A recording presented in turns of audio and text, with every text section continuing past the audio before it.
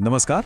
कभी सोचा है कि एक सुपर कॉरिडोर सिर्फ सफर के घंटे कम नहीं करता, बल्कि एक पूरे इलाके की आर्थिक तकदीर भी बदल सकता है। आज हम बात करने वाले हैं महाराष्ट्र के तीसरे बड़े super highway Jalna Nanded expressway की।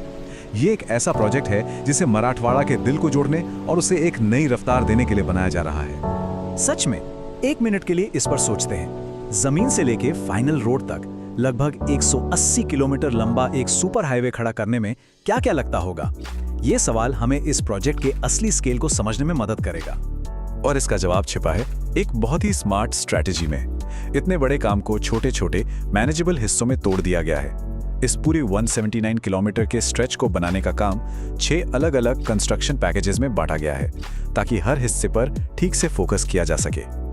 नागपुर मुंबई समृद्धि महामार्ग की जबरदस्त कामयाबी के बाद अब ये एक्सप्रेसवे महाराष्ट्र के इंफ्रास्ट्रक्चर में अगला बड़ा कदम है, और इसका मकसद एकदम साफ है, मराठवाड़ा क्षेत्र को विकास की मेन लाइन से जोड़ना। देखिए, ये सिर्फ एक कंक्रीट की सड़क नहीं है, ये एक तरह से विकास का इंजन है। इसे एक ऐसी जरूरी आर्टरी की तरह डिजाइन किया गया है जो व्यापार और सफर दोनों को तेज करेगी और लोगों को नए मौकों और बाजारों से जोड़ेगी। तो चलिए अब जरा कुछ नंबर्स पर नजर डालते हैं जो इस प्रोजेक्ट की विशालता को और भी साफ कर देंगे। तो मोटी-मोटी बातें ये हैं, कुल लंबाई है 179 किलोमीटर। ये एक 6 लेन का एक्सप्रेसवे होगा। शुरू होगा जालना में समृद्धि महामार्ग के पास से और खत्म होगा नांदेड़ में नेशनल हाईवे 161 के पास। और जैसा हमने पहले बात की, ये पूरा काम 6 कंस्ट्रक्शन पैकेजेस में बटा हुआ है। ठीक है, तो अब थोड़ा और डीप डाइव करते हैं। हम खास तौर पर एक हिस्से यानी पैकेज 5 पर फोकस करेंगे, ये देखने के लिए कि कागज पर बना ये शानदार प्लान जमीन पर असल में कैसे तैयार हो रहा है। तो पैकेज 5 की बात करें तो इसकी लंबाई करीब 33 किलोमीटर है और ये परभणी और नांदेड़ जिलों से गुजरता है। इसे बनाने का कॉन्ट्रैक्ट मोंटे कार्लो कंपनी के पास है और जो जानकारी है उसके हिसाब से अभी तक इसका लगभग 20 से 25% काम ही पूरा हो पाया है।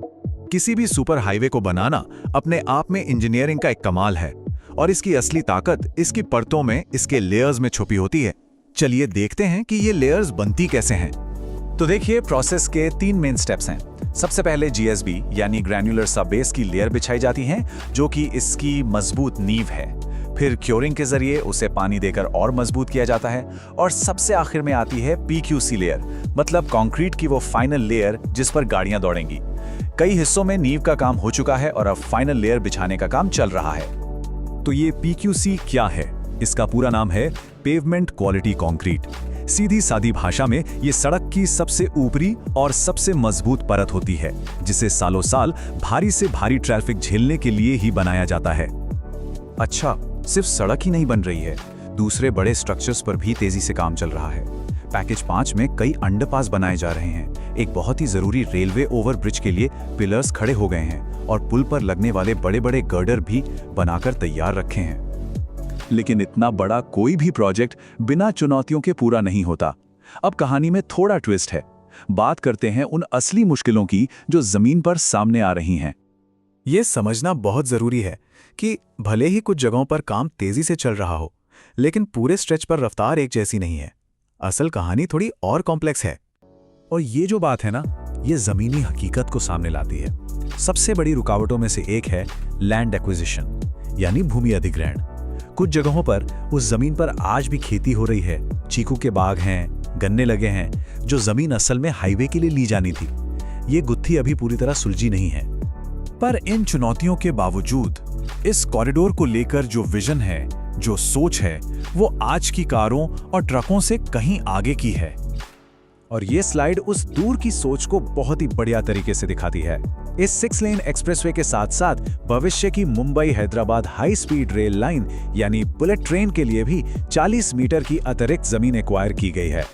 मतलब सड़क और रेल दोनों का ये कॉम्बिनेशन बहुत बड़ा गेम चेंजर है। ये एक डुअल पर्पस कॉरिडोर है जो आने वाले वक्त में इस पूरे क्षेत्र में ट्रैवल करने के तरीके को पूरी तरह से बदल कर रख देगा।